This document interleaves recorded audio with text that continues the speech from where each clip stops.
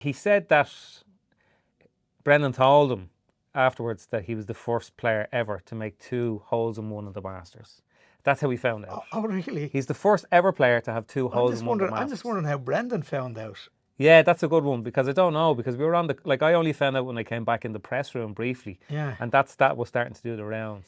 Now, you were there for his hole in one, were you? Did you see that? Sort of. It was, yeah, I heard it. Because you were moving, you were Yeah, flittering yeah, between yeah, him and yeah. We started off, everybody heard it. yeah, it was incredible. It was an incredible moment. I know somebody who was right behind the tee box and was standing beside Neil Manship. And when Shane hit it, Neil said to himself, that's right at it. So I asked him afterwards, and people in golf be interested in this. The 6th, again, it's one of those things that probably doesn't capture it on telly, but there's a big drop. So the yardage was 189. With the elevation change, it was a 182 shot. And he hit a 7-iron, which is his stock 185 club. Yeah.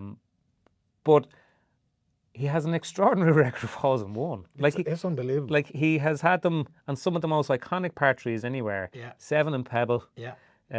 17 at the Players, Sawgrass. Yeah. Here on 16. and 6. Yeah. He had one recently as well. He in said Houston, he had one. He had one in Houston. Fort in Houston, yeah. He said that he didn't make a hole in one until he was 25. Oh wow. Yeah. Oh wow. So it's amazing.